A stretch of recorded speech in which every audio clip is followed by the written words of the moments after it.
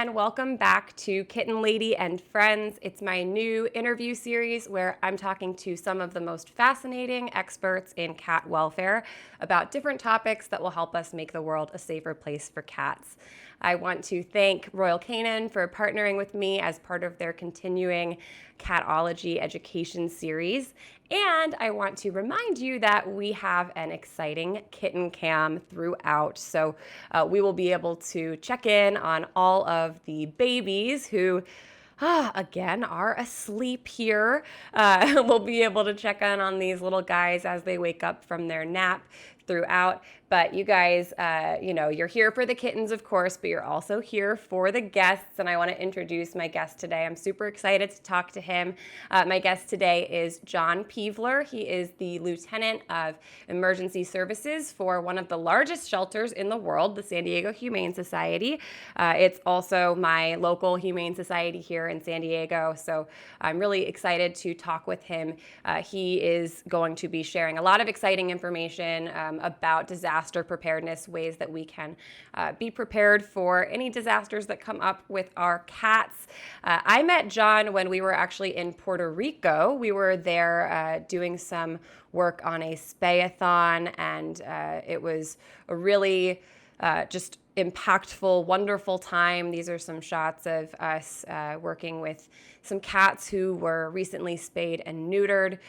So John is a total pro. I'm very excited to have him on today to talk all about disaster preparedness. Before we bring him on, I have a video that I'd like to show that really shows the work that he's doing. This is a video of a disaster response from Hurricane Florence. So let's take a look.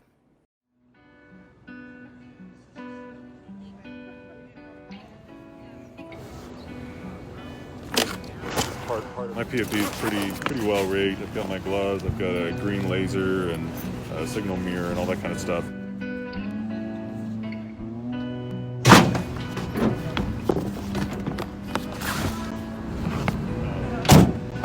Floodwaters were anywhere between knee and waist deep water. The dogs were in the water. One of 5 dogs that he's just rescued. Good boy. Past the rivers, National Guard are out, building all the walls. But yeah, the flood's a lot worse than what I thought. So yesterday was pretty full on. To rescue 2 bulls and a heifer. It took us a good part of the day to get them bundled and packaged and then swimming next to the boats. It was very, very complicated for sure to try to get them out. We're glad we were able to get them out because I don't think they would have survived. Just grateful for the opportunity and worked with a great team, so we're really lucky for that.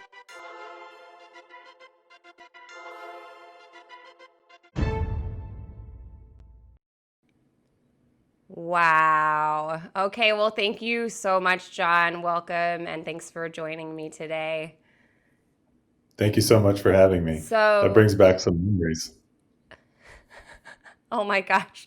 My heart was beating the entire time I'm watching that, pounding, because it's really, really intense. And I'm so excited to be able to talk to you today because, as you might know, I'm a little bit of a worrier myself. I'm a person who likes to be prepared and have a plan for everything.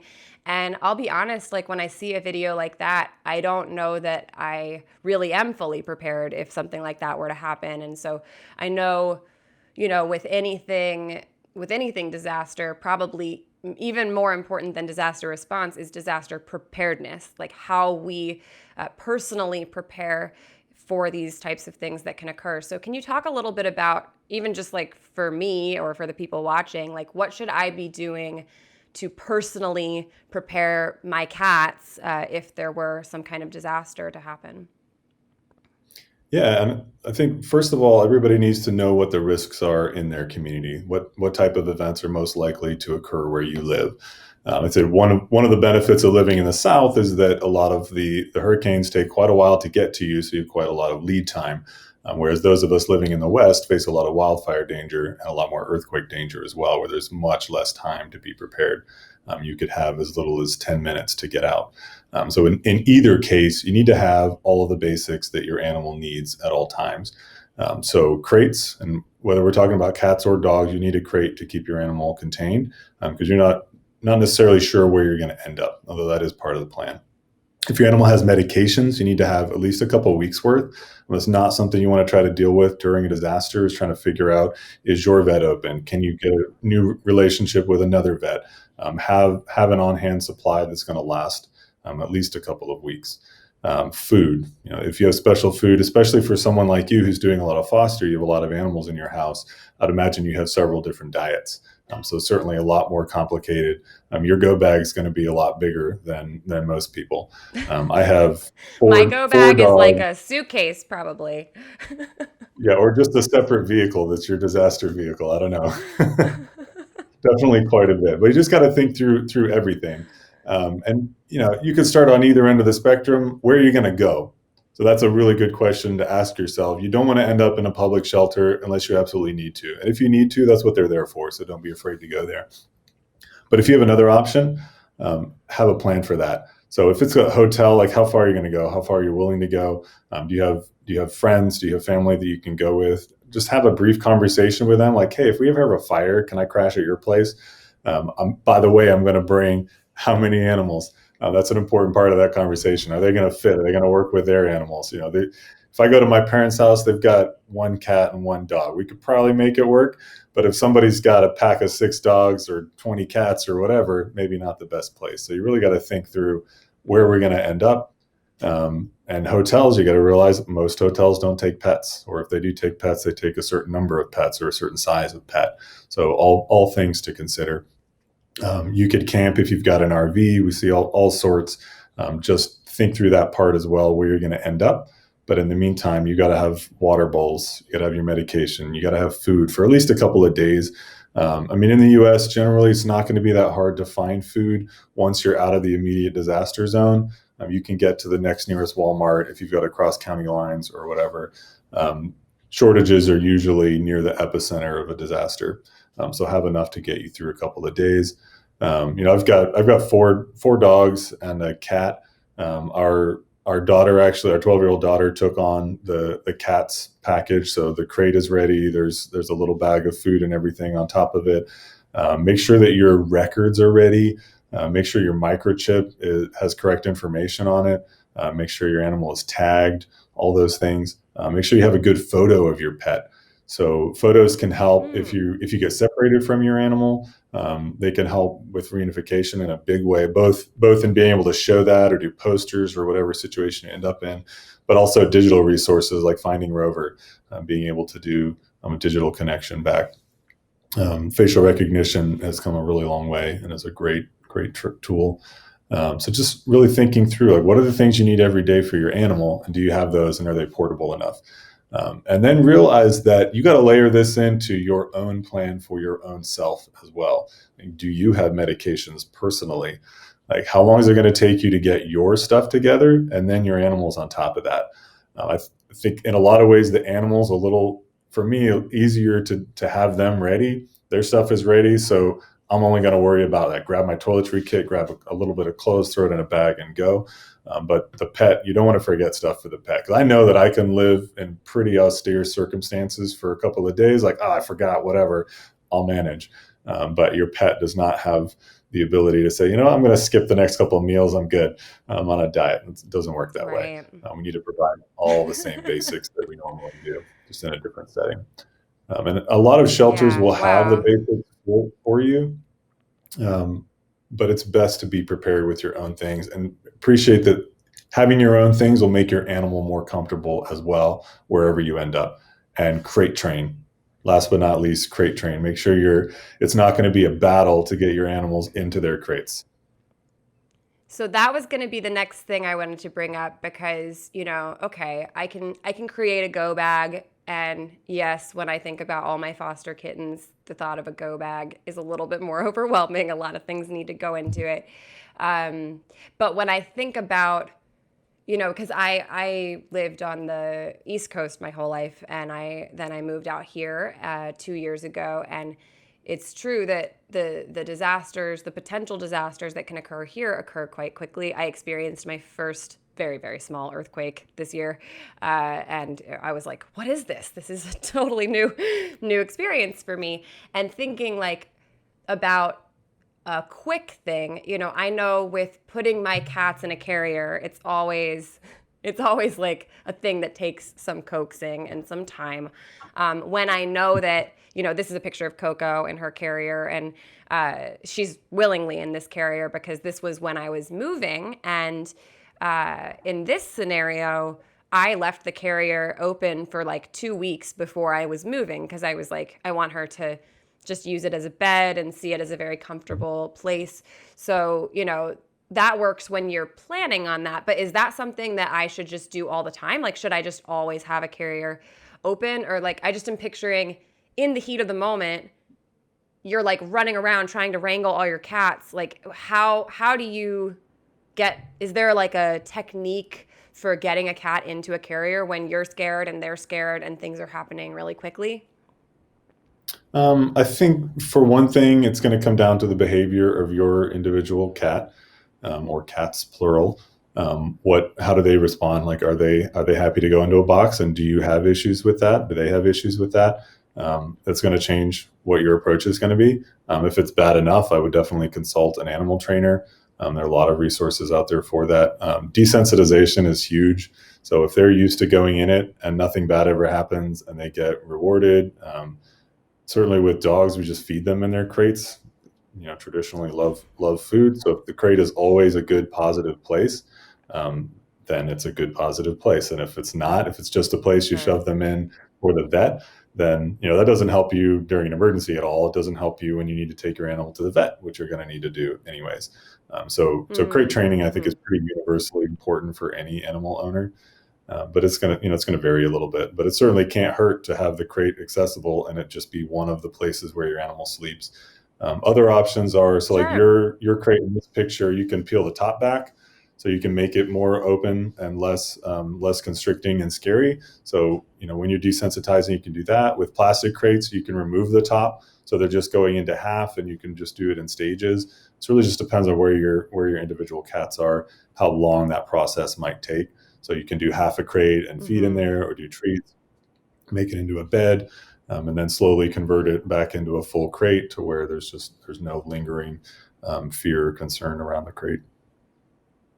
Sure. Yeah. That makes a lot of sense. I kind of wonder like how you balance like stress reduction and just urgency in some of these scenarios, because it must be a balance, right? Like you don't want to like throw a towel over your cat and wrap them up and like shove them into a box unless like you really have to. And then I guess that's something that you have to do. Are there things that people can do to make it a more calming experience? Or is that something that goes into like, is that part of disaster prep? Like, I don't know, like lighting a candle and making it very, very peaceful for them? Or is that really not something that we're thinking about? I think we have to always acknowledge that animals cue off of our behavior. So if we're acting abnormally in their experience, then they're going to have some sort of response to that. The more worried and fearful we are, the more worried and fearful they're going to be. So I think it kind of comes down to like, what type of disaster are we talking about? Is there smoke in your neighborhood and the fire is coming down the hill? In which case you get it done as fast as you need to get it done. If you're in the South or the East somewhere where you're looking at, I've got 3 days and now I've got 2 days. All right, it's time to load the animals. Do it slowly and carefully. So it's just a balance. Don't throw a towel over your cat. Yeah, I mean, and it's going to have repercussions. Like if they have a really bad experience during a disaster, there are going to be behavioral consequences to that. And that could be just, shut down in fear for a couple of days. It could be really long term. If you've been doing years of work with a desensitized cat or an unsocial cat, then you could be doing years more work. So, take that into account and control your own behavior as best you can. That's really, really good advice. Now, speaking of kind of behavior and cats, I have my cat Coco here with me, and I feel relatively confident that I could get her and put her in a carrier. But I wonder, we have obviously a lot of people in our communities who feed cats outdoors, community cat colonies, and that's a different scenario. Sometimes don't know where the cat is at that time, or these are cats who might be, fearful of humans. You can't just like pick them up and put them in a carrier. So do you have any advice for like community cat caregivers, people who have, cats in an outdoor scenario? What should they be doing differently to prepare for a disaster? Yeah, first and foremost, I'd say never put your own life in danger for an animal, please. Like, do every reasonable thing that you can for your own pets and for any community pet, but don't stay behind when it's clearly unsafe to do so. You're not going to be able to do anything for the animal if something happens to you, and it's going to take rescue personnel. They're going to be pulled away from something else to come and rescue you. So that, I think that's first and foremost. Community cats are very resilient. We know that. They endure and experience quite a lot. If your colony is really well established and managed, and they are quickly trappable, and you have more time, by all means, if you can catch them and move them, do. Keep them safe for the duration. Again, it depends on the type of event. If the fire is burning down the hill, it's not the time.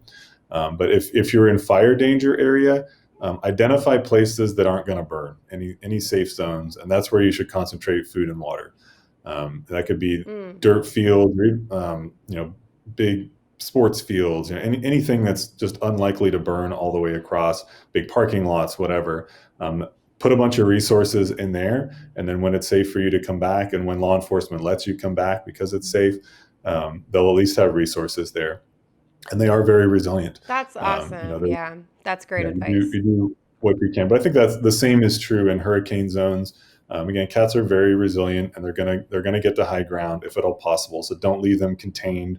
Don't trap them inside of anything. If it's a flood area you're worried about, you can't catch them, put resources up high, as high as you can get them that a cat can get to, but obviously safe from wind. So it's not a perfect scenario. Yeah. But, put resources in the safest place that you can. And get back when you can, and give them food and water.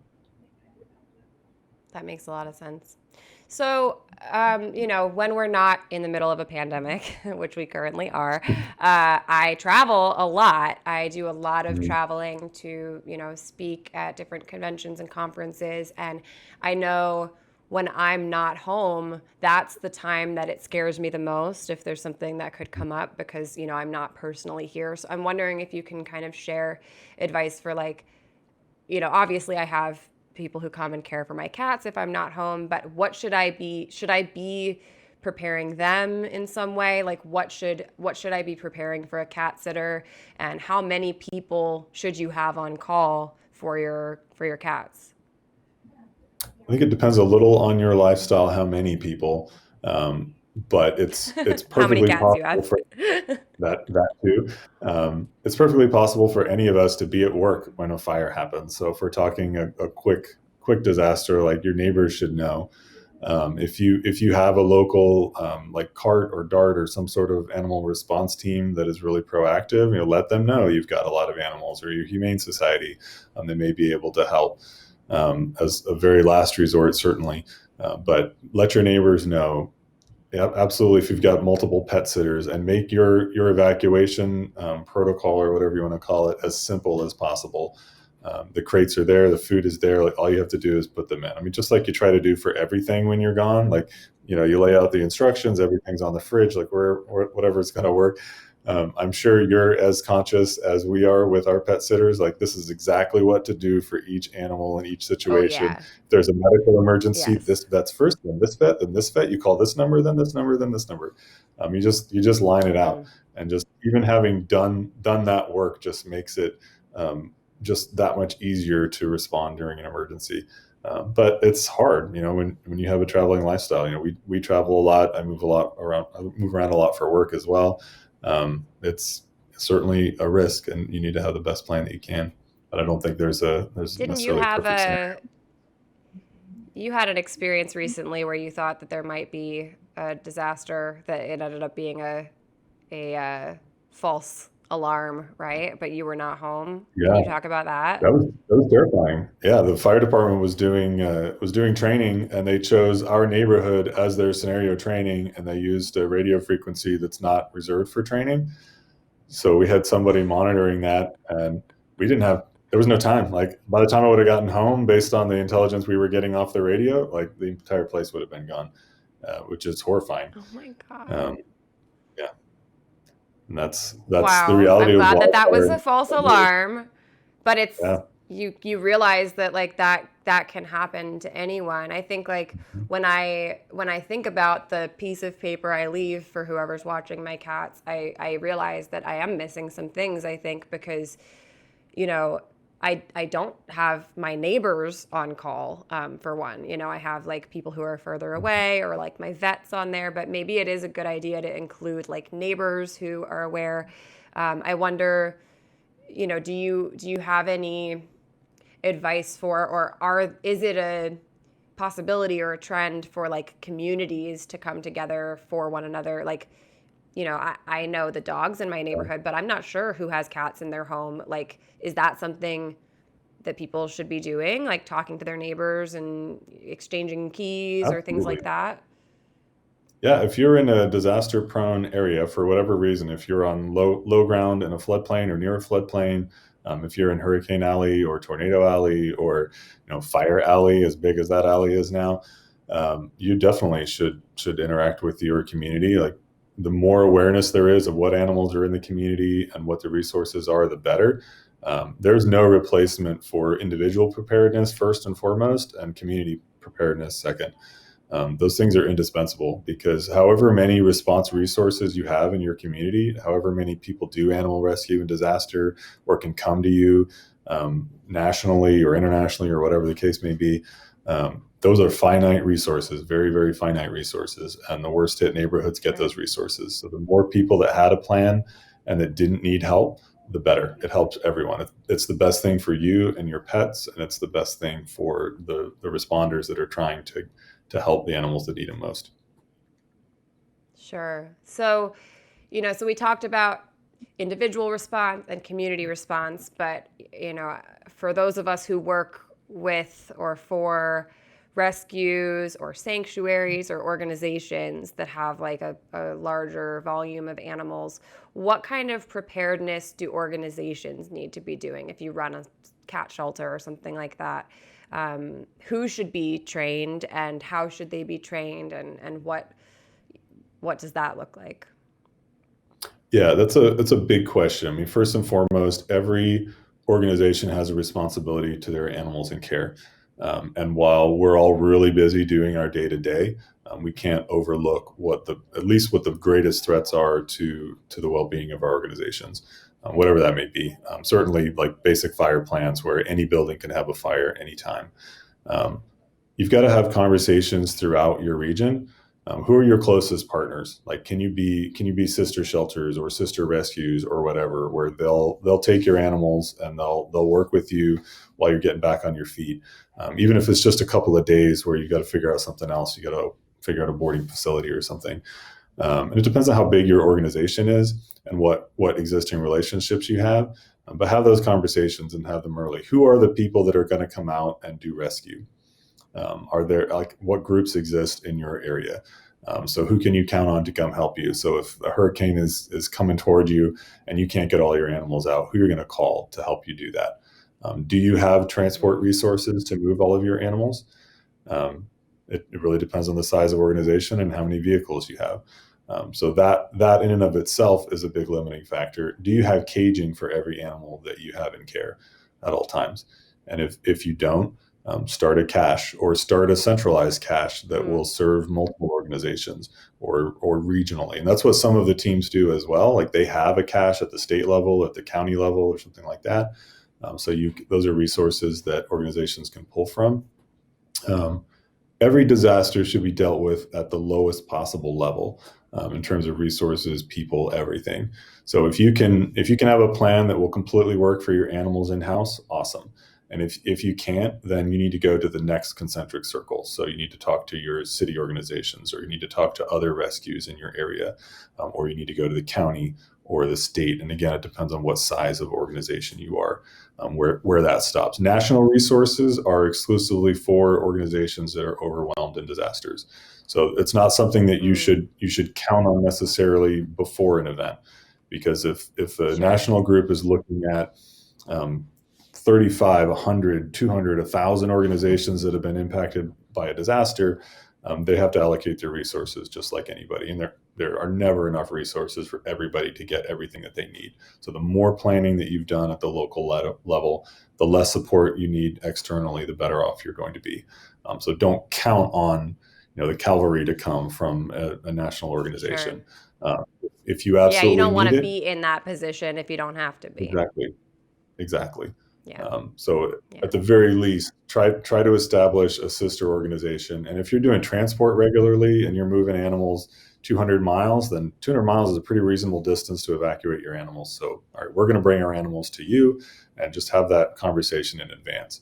An area that a lot of organizations get hung up on is who's going to pay for what. So make sure you've had that conversation as well.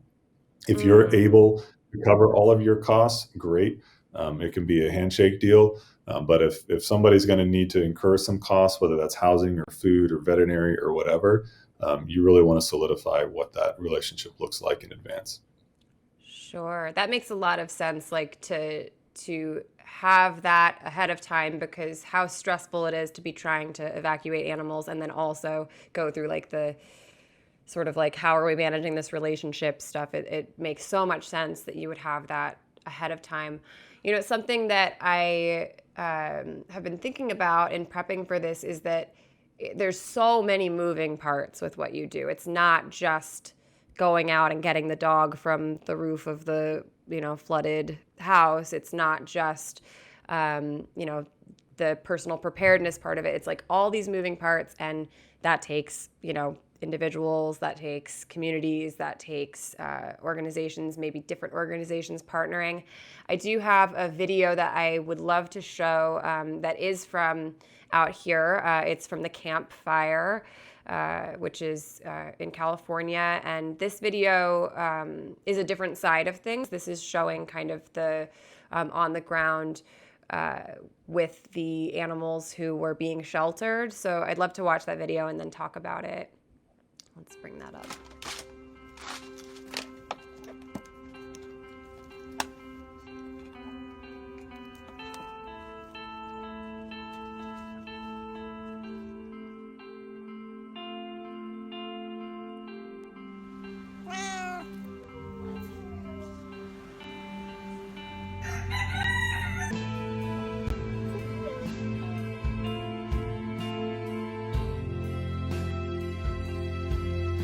My absolute favorite moment of this whole experience was reuniting Missy, who's here, with her owner Harold, who bottle fed her and raised her from being a kitten, and he told her she's 25 years old. And so seeing them be reunited was a really great moment. Oh my gosh.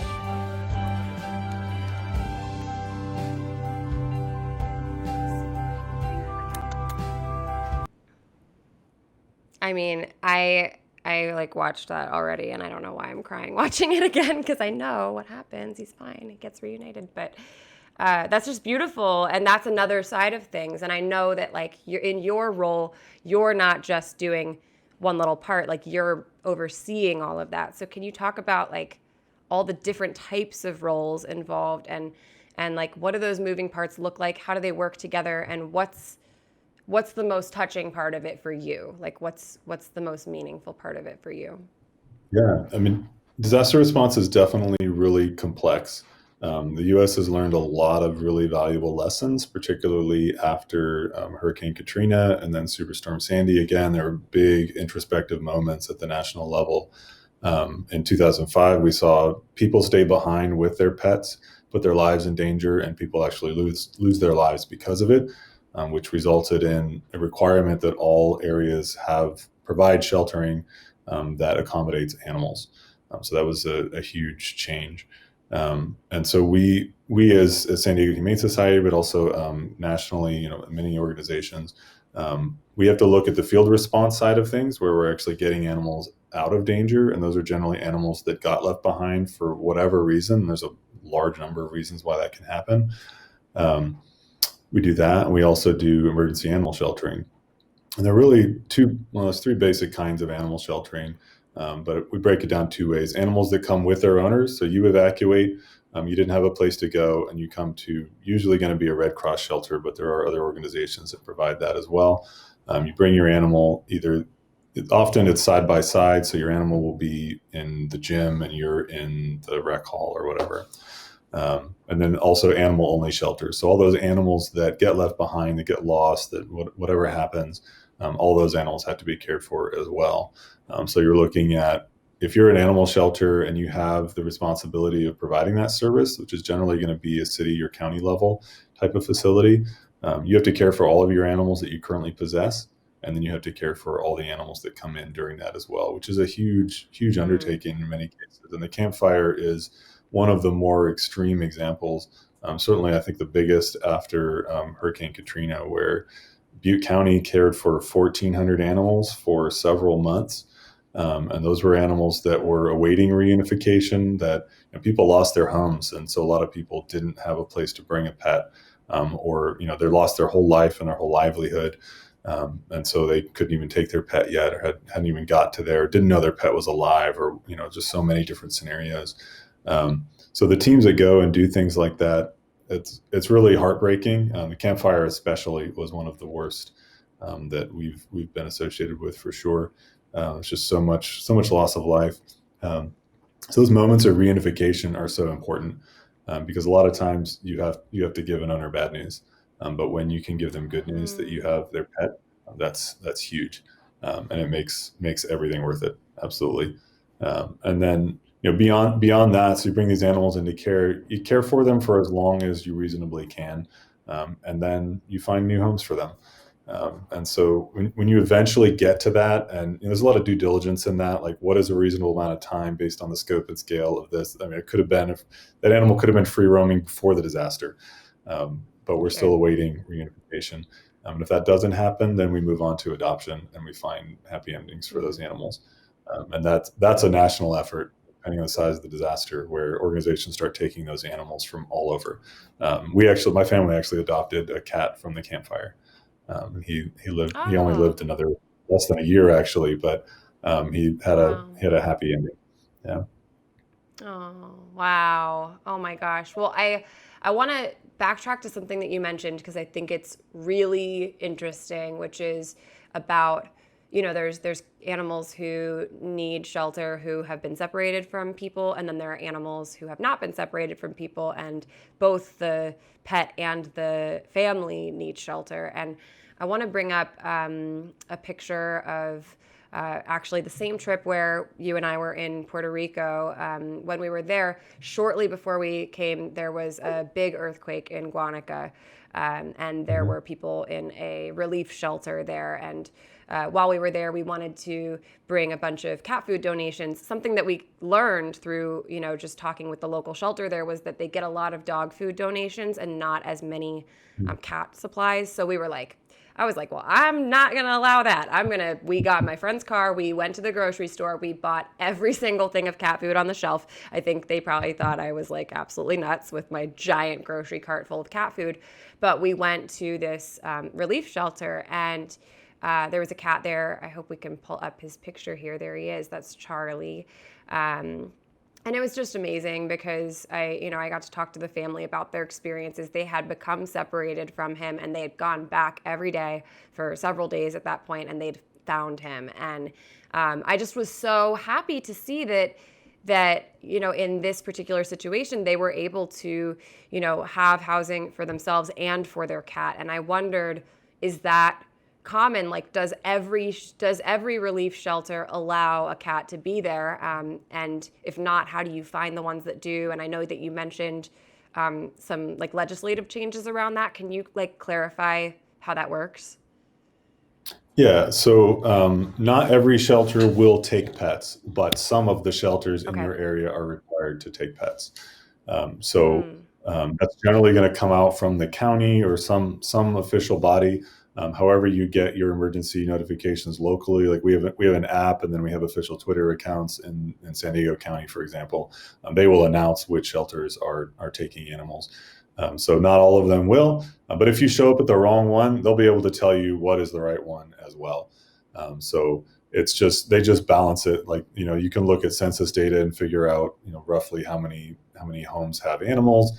And they'll make more or less shelters based on both that and what the actual need ends up being.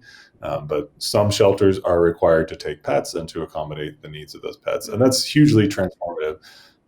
If you can imagine losing your home, or even just the uncertainty of not knowing if your home is okay, like in a fire where you're forced to leave and you don't know until they let you back in, or you see it on the news or something. At least you've got your entire family is safe, and just having that knowledge is hugely transformative. Here locally, we do see a lot of people come to the shelters in RVs. So a lot of times we're just supplying basic needs. If you weren't able to grab enough food or any food or whatever, you could stay at the shelter in the parking lot, and we're there in San Diego County, at least, to provide resources for your pet. So it's kind of takes a lot of different forms, but there will be shelters in your community that will take pets. Is that a way that people can help, if it's just, you're just a member of the community who's not been impacted by the disaster, is like donating food a way that generally can be helpful? And do you find that cat donations are harder to come by? I don't recall ever having an issue of not having enough of one species versus another. Okay. I've also worked with mostly very large organizations for the last a while. So that maybe is a difference, but I haven't really come into a situation where we're just running out of a particular type of food, unless it's a specialty food for special diet. I have not had that issue. As far as donations, the number one thing that shelters want is whatever they ask for specifically. Sure. Every shelter is going to take whatever people bring them, but if they're asking for specific things, that's really what they need. So try to find out what it is that they're really asking for, because donation management can be a real problem when organizations start getting a lot of stuff that is not what they needed, and they still have to figure out how to distribute it, because we're required to maintain sort of donor integrity. So whatever you wanted to have happen with your donation, we have to figure out how to make it happen. So give what they're asking for. So if Sure. it really depends on the organization, but sometimes cash donations are just the easiest, because organizations can then use that for what they need operationally. But sometimes they'll just put out a call, like, we're opening a pantry because people don't have enough food. So whatever food you can bring, just bring food. So just keep your ears open to what your local organization is asking for in a moment. Don't necessarily assume that they're looking for certain things. Yeah, that makes a lot of sense. And I think, as someone who runs a nonprofit organization, I'm no stranger to people like wanting to give you, I think if everyone could give me all of their old towels, if everybody who wanted to give me all of their old towels gave me all of their old towels, I could open like a used towel warehouse. There's a lot of that people want to give, and it's so compassionate. When we need that, we're so grateful for it. But sometimes that's not what we need. And sometimes the thing that people want to give, like maybe they want to give food, but actually what's needed is like admin stuff, like pens and trash bags and things that maybe don't seem like, it's not the first thing that comes to your mind, but that is a really good point that you make, to, during a disaster, like maybe check in on your local organization's social media, see what they're asking for, and then just donate whatever that is, so that you're helping, even if it's like sending Sharpies, or masking tape or something that you're not even sure what it's for, but if that's what they need, that's... Yeah, obviously we're hugely appreciative of all of our donors, but yeah, if organizations are asking for specific things, those are things that they don't have access to or whatever. A lot of organizations will have Amazon wish lists, and those are updated during disasters, or like San Diego Humane has a disaster specific one. So if you want to contribute to our disaster needs, we have a wish list for that. So it depends. Yeah. So speaking of wanting to help, I know that, when there is a disaster, people are like eager to help out, but it's not like you can just like put on your rubber boots and run out into a flood and, work with you on evacuating animals, right? You need some kind of training. You need, the authority to be doing that. So can you talk about, for anybody who's watching this, who's like, wow, those videos are really heartwarming. I want to be a part of that. Like, do you have to work for an animal shelter to be able to do these things, or can you volunteer, and what kind of training do you need? So it depends on the role, definitely. Like the role in the picture, that's highly specialized and requires a lot of training to do. And right now they're just playing around with rappelling, but they're training to do large animal technical rescue, which involves huge weights, lots of technical equipment. We operate about a 20-person team that does that, and they train monthly to keep their certification. A lot of training involved. You can't just show up. If we're talking about fire response, again, a highly specialized environment, law enforcement will not let you into a fire environment, no matter how badly you want to help, whether you own a horse trailer or whatever resources you can bring in the moment. If you're not trained and equipped and credentialed, then you can't go in. It's a huge liability to not have been trained on how to work around wildfire. So the field stuff, definitely you need specialized training. Local or regional bodies can provide that training, but it requires commitment to be prepared and credentialed before there's an event. It's not spontaneous. On the sheltering side, certainly all shelters need professional, they need sheltering professionals to operate, whether it's veterinarians, veterinary assistants, vet techs, shelter managers, behaviorists, whatever.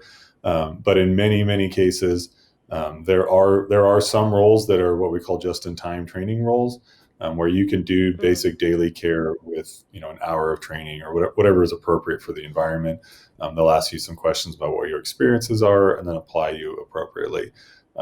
Certainly all organizations prefer that you're already involved, that you already understand standard operating procedures, you understand sheltering, you understand animal behavior, animal handling, however you want to get involved.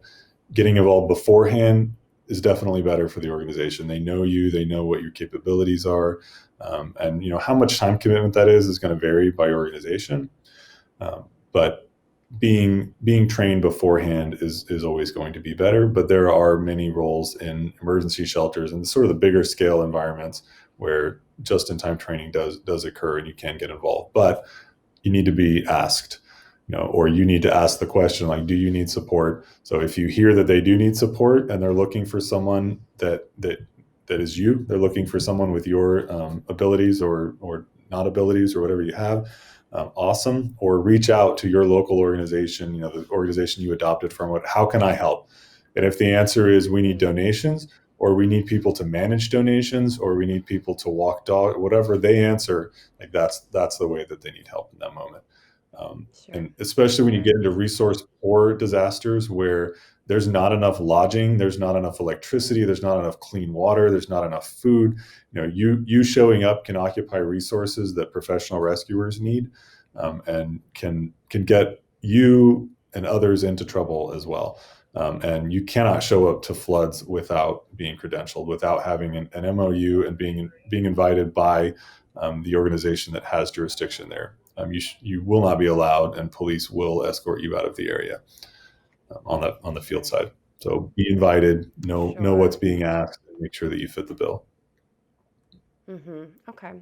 So I have a weird question, actually. I just am curious, as somebody who's working with animals in disaster scenarios, do you think that some people think that like animals can sense that something's going to happen before it does? Is that something that you've ever experienced? Or like, do you think, I don't know, I guess you hear things of like wildlife acting differently before a disaster, and people didn't even realize that it was going to happen. And is that something that you ever have experienced, or do you think that's kind of an old wives' tale? Well, I think that it's very true in some ways. So I think when you're talking about major earthquake, there are the magnetic field comes into play, and certain animals are connected to that in more ways than we are for sure. But animal senses are just more sensitive than ours in every regard. Like I know that my dog can smell things that I have no idea are occurring. My dogs usually alert to something happening long before I'm aware of it. And whether that's the smell of smoke, or like we live near Camp Pendleton where they're doing artillery live fires all the time. Like I know when that's like just starting to happen before I feel anything. They're just more in tune to their environment than we are. They have senses that are much older than ours. Yeah, that makes sense. I mean, I feel like especially nowadays, people are very distracted. We're, on our phones, we're on social media, we're working hard. We're not necessarily like, I feel like my cat looks out the window all day and she's very aware when like a bird Right. lands on a leaf, she knows. So it makes sense that they're paying attention more than we are. Maybe they're more present than we are. Yeah, so I think it's a mix of real and imagined because they're just more in tuned. And so we see that they already knew, and then we think that, they must have known 5 minutes ago, or we kind of push that out way beyond reality maybe. Yeah. But they're definitely better cued into this earth than we are. Yeah. So they don't have a crystal ball and they're not like, able to foresee the future, but maybe they're able to foresee the present better than we are. Maybe not the future. Totally. Yeah. Yeah. So, one of the kind of final things I wanted to talk to you about is the disaster that we're living through right now is a little different. It's not a flood, it's not a tornado, it's not a fire, but a pandemic is something I know I personally never even imagined living through. And it's a different kind of beast, right? We're not having to evacuate. We're having to go into our homes and stay there, and I'm wondering, I know you're on a task force, you're like leading a task force for this huge shelter to respond to coronavirus. And I'm wondering how has that been and how have things changed over the last couple of months? Because obviously the science is changing so much. The, politics around it are changing all the time. Every week we're getting different information. So I wonder, how is the pandemic impacting your role and how are you kind of seeing it play out? Yeah, so part of my job is actually to think about things like pandemic. I didn't spend a lot of time thinking about it, but I'm actually required to write emergency plans for our cities. We are contract providers for 12 cities, and so I did write a plan that incorporates pandemic. But I was really thinking like really bad flu season. 10 people are going to be gone for 2 weeks, but that plan put enough information in my brain and enough forward thinking that we were able to expand it really quickly. And I'm really proud of our organization for acting very, very quickly. As soon as we started seeing any community spread in the state of California, we took pretty aggressive action in purchasing vast amounts of personal protective equipment, what we could get, and we were very careful not to take things from the human hospital community, but to get enough things to protect our officers that are doing welfare checks and taking animals out of cruelty situations and things like that. We bought a lot of disinfectant so that we could keep our animals safe and we could keep everything else safe. In the early days, we didn't know if we were going to have to decontaminate all the animals that came in, whether it's all the animals. Right? Just I remember that. Or is it going to be just animals that came out of homes that had COVID positive people, or that we had to take from bedsides of people that are in the hospital? And at this point, we've had all those scenarios, but the simple answer was no, decontamination wasn't required. The risk of fomite transmission is really, really low. So getting it off of an object, and in this case, the animal would be the object, really, really low. We've also learned a lot about cat susceptibility to COVID. So we work really hard to avoid stress. I mean, we want to always do that. It's so important to avoid stress in any animal, particularly cats, because when they get stressed, they get sick. When they get sick, they need treatment and isolation, which makes them stressed. And so it's just that vicious circle. So it's just that much more important, whether we're looking at emergency sheltering or regular sheltering, avoid those stressful situations. Be really, really cautious if they came out of a COVID home, keep them low impact, low stress environment. Don't create the circumstances where it's going to move from a cat to another cat, which hasn't happened, or from a cat to a person, which hasn't happened. We want to avoid that. The few cases where cats have gotten COVID, or where there's some issues around dogs as well, it's been from the owner being in very, very close proximity to that person, breathing on them, and the animals were generally not symptomatic, or had very, very mild symptoms. We just don't want to exacerbate that. And I'm not a public health professional, much less a veterinary professional. But those are just things that are on our radar. Like, we don't want to create the circumstances where a new disease moves between other species, or in any new way whatsoever. We want to keep our people safe. We just made a commitment as an organization that we were going to prioritize the health and well-being of the most vulnerable people on our staff, and that we would take this very, very seriously. We take animal health seriously every day. Like, it's at the core of what we do as an organization, and at the core of what most animal welfare organizations do. And we're looking at animal health all the time. We're always looking at zoonotics. We're always looking at anything that can make an animal sick. How do we avoid that? How do we treat it? So we've just taken it very, very seriously from the beginning. And because we're an essential service, and we never close to the public, we just changed the way that we serve the public. And a lot of that's been for the better. Having to move everything outdoors has resulted in appointment-based adoptions, where people come and they get the animal that they want and they leave. They never have to enter the building. We've done all sorts of virtual consultations and pre-counseling on the phone, and just very, very little of anything that's transactional in person. Even the handoff of the animal, like if it's a cat, we set the crate on a table and you come up and you take the crate. So we took a very, very safe posture very, very early, and we've virtually stayed there, and we've been really really flexible and really proactive in figuring out new ways to serve the community and new ways to engage the community.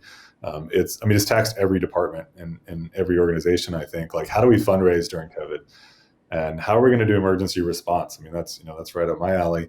And luckily, there are national organizations that have done a lot of work on that. Our Red Cross regionally is very, very proactive. So they've got a really good plan, and it's mostly hotel-based sheltering.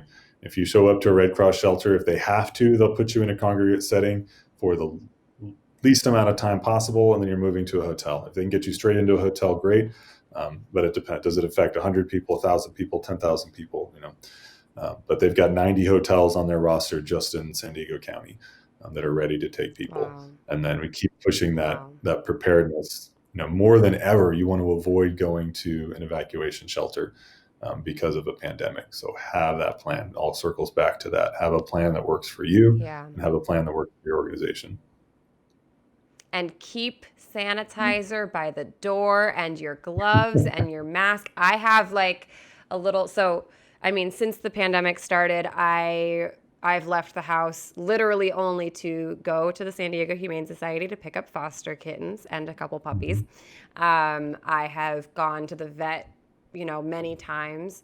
And so and I've done, some work in the community with cats, but that's basically my entire life now, is being at home with cats or going out into the community to help cats. And, I think in my grab and go stuff now, it's make sure that you're also bringing things to keep yourself safe. So, your mask, your gloves, if you use gloves, your, disinfectant, totally makes sense to have to, I think having to make sure that during this time we're prepared for everything that is happening and everything that can happen. So I'm wondering, just, do you have any words of hope during this time for people who are feeling really discouraged? Because I think this is a really discouraging time for people, and it's a really scary time for a lot of people. I know for me personally, I'm really excited about the way that animal welfare is being forced to shift right now towards more community action and community-based solutions. And that for me gives me a lot of hope. Is there anything about this time that actually gives you feelings of hope for the future? Yeah, on the animal welfare side in particular, we are being forced to change. And SDHS is a very, very progressive organization. We've thought of ourselves as a safety net for our community for a long time, but it's really, really difficult to make any sort of shifts when you've got 33,000 animals, just companion animals, coming into your shelter every year. So it's allowed us to build more trust with our community. We've had more animals in foster than ever before, and those animals in foster are generally happier. I mean, it's, no matter how amazing your shelter is, a healthy animal in a foster environment is going to be happier because they get more one-on-one attention, and it's a more normal environment for a companion animal to live in. So in many ways, it's been a transformative moment for the animal welfare community, for anybody who is just brave enough to seize this moment and to look at it, not just as this affliction, but as an opportunity to learn and to grow. I think it's important for any animal welfare organization to always be introspective, and to not just do things the way you've always done them, because medicine changes and understanding of behaviors change, and how we shelter animals needs to change, how we engage with our community. And so we're at least here, and I know a lot of our other organizations around the country are doing it as well. We're really looking, if a shelter is largely a downstream solution, where all the animals are sort of falling into this funnel and they end up at the shelter, and then we have to figure out outcomes from there. How high up can we get out of that? Can we get to where you, Hannah Shaw, have a need for your animal that if we meet right now, it's not going to result in you giving up that animal? Then we're much better served meeting that need right there, because you're going to be happier, the animal's going to be happier, no one's going to love it as much as you do, and you're going to be heartbroken to have to give it up. And that's not the case everywhere and in all circumstances. Many animals are going to need to come to shelters. Like, shelters still need to exist. That's absolutely a thing. But just being introspective and being willing to think creatively, and to just problem solve, is huge. And I think at an individual level, I think we've all got to really look at, like, who can we be closer to now than ever before.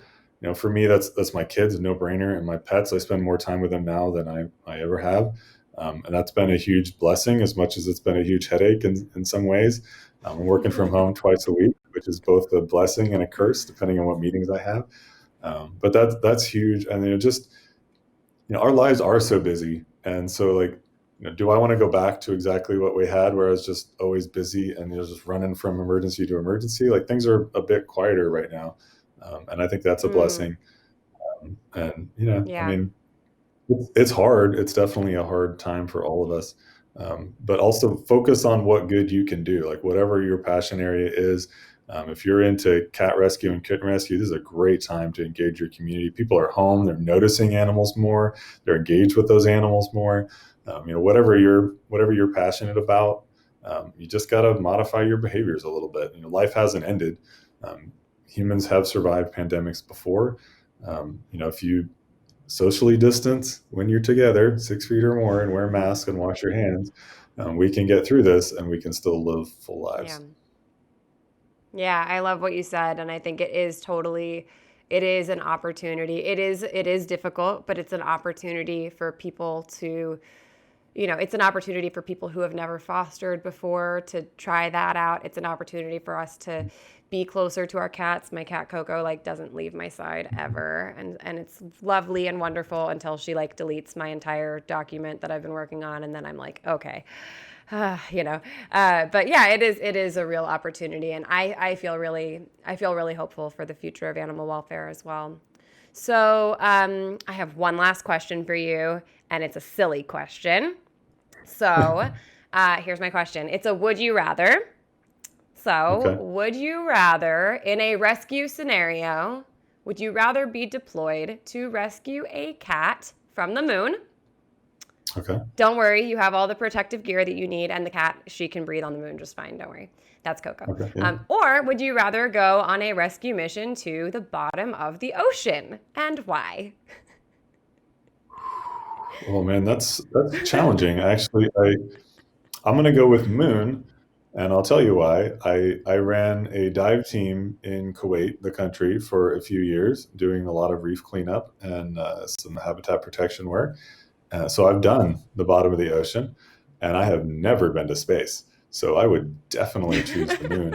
I'm always up for an adventure, and that sounds like a big one. It Okay, reminds I me like of, it. It reminds me of a rescue we did once in Kuwait, actually. I think there were some illegal sheds built on a little tiny island, and they destroyed those sheds, and there were a bunch of cats left behind. And so that island was flat and looked like the surface of the moon, and there were like cats hidden in the rocks and stuff. And it was Oh my 130 plus gosh. degrees and insane. So that reminded me of that bizarre story. Wow. Oh my gosh. Well, you've got, I'm sure, a million great stories, although you've never been to the moon, but I'm sure that if you were deployed there, you would figure it out. So thank you so much. I've really enjoyed talking to you. I've learned a lot. I feel like I want to go write my disaster plan for my cats right now. So thank you for everything that you've taught me and taught everybody watching today. Where can people find out more about you and the program that you run? Where would you like people to check out more? Yeah, our website is a great information resource, sdhumane.org. Same on Twitter, sdhumane. We update that. That's our source for disasters. So if we've got a disaster locally and you want to know what's going on with animals, check out our Twitter feed. But I think you can find all of our links from there. Awesome. Okay, well, thank you so much, John. It was great talking to you. Thanks, Hannah. I appreciate it. Thanks, everybody. Bye. All right. Well, thank you guys so much. I learned a lot. I got really emotional at points during that, and I feel like I'm better prepared now to have a plan for myself and my cats. So that was just a great conversation. I want to again thank Royal Canin for their partnership as part of their ongoing Catology series. It means a lot to me to be a part of that. They do have a great campaign right now, the Take Your Cat to the Vet campaign. And I just want to remind people you can learn about that at royalcanin.com/cathealth. I also want to say if you are struggling to access vet care, or you want to just talk to a veterinarian about something that's going on with your cat, you can go on that website and you can actually talk to a vet online for free through the partnership between Royal Canin and Ask.vet. So just head to royalcanin.com/cathealth to get started with that and access vet care. Thank you again for being here as part of these conversations. This is going to be going on for several more weeks. I have a lot of really exciting guests coming up. Next week, I'll be talking to Dr. Michael Delgado, who is a fantastic cat behaviorist. We're going to be talking all about cats and kittens and behavior. So definitely make sure you check that out. And in the meantime, stay curious, stay compassionate, and join me again for another episode of Kitten Lady and Friends. Bye, guys.